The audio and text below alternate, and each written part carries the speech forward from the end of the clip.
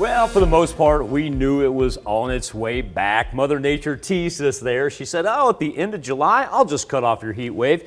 You guys turn the calendar and enjoy temperatures up in the 80s. I'll just take about, 7-8 days off. And then she decided, well, she's about to come back. A look at our daily almanac for this August the 9th. Now, we're not going to get anywhere close to our record high of 102 degrees that dates back to 1980. But, look at that average high, around 91 degrees. Well, it just so happens that we have not had one day in the entire month of August, albeit we're only 9 days in, but we have not had one day that's been above 92 degrees. Saturday we hit the 92 degree mark. That's as hot as it's been. Remember, average high should be 91. Hui. Okay.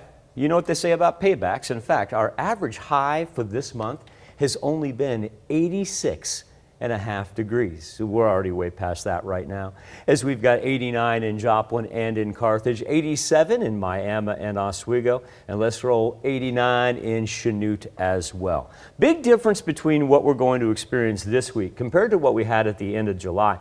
July was where that humidity was stifling, and kind of one of those things where it's be like, hey, can we get a little breeze out of this? Well, we are going to get a good southerly breeze, if not actual wind here for the next several days as it comes in from the south. Right now we're sitting at about 10 to 15 miles per hour, and we'll end up with some gusts around 20 to 25 miles per hour this afternoon. As far as what it feels like, we've yet to get to that 100 degree mark, but we've got a whole bunch of 99s up there in Nevada and Stockton, throw 98. And Fort Scott and Pittsburgh, 97s ranging throughout as well. So it's just a matter of time before we get up there around the 105 this afternoon. And of course, that's why we've got the heat advisory. Key factor about the heat advisory I want to point out, look at the expiration time. This is not going to end anytime soon. This thing runs all the way till Thursday. Now, it's a little bit different here with the excessive heat warnings because that expiration is actually tonight, but not going to be surprised in the least if they don't just reinstate that for tomorrow. As we see these advisories stretch from really the Gulf Coast all the way up to central Iowa. But you'll notice northeast Oklahoma, a little bit of an anomaly there. The only excessive heat warnings that we have throughout the entire heat wave that's working its way from the Canadian border all the way down to South Texas. Abnormally warm temperatures. The ridge of the jet stream has moved a little bit more toward the Great Lakes compared to what we had during that July one, where it was hanging over Big Sky country. But really, that just affects everybody in the upper plains. That doesn't play a role as far as what we feel being underneath the ridge. We did have a little thunderstorm activity early this morning. It didn't affect any travel.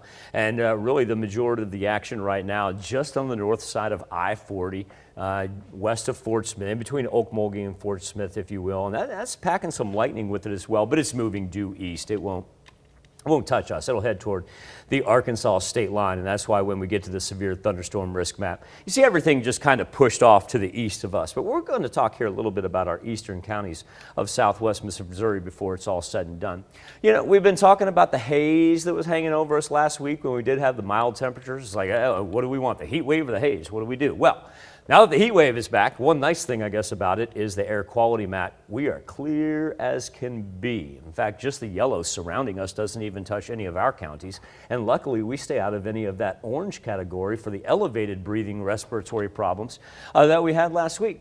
Still going to make it up into the mid-90s today. Like I said, wind coming in from the south, 20-mile-an-hour gusts. Overnight, wind backs off just a little bit. Temperatures do not back off. Here's what we were talking about with the eastern portion of southwest Missouri. Overnight into early Tuesday morning, could see just a raindrop or two, especially up to the northeast. But for the most part, we're going to stay on the dry side as everything moves on the other side of the Mississippi. And we just concern ourselves with staying safe in the heat because our alert days last all the way till Thursday. Nice. Well, we got to stay safe out there. But no, I don't want to think about what it feels like, but you kind of have to. We talked about last week that it was a coming. Nah, preparation times are over. Now it's a here. We're acclimated to it now. It's just hot. All right, thanks, Michael.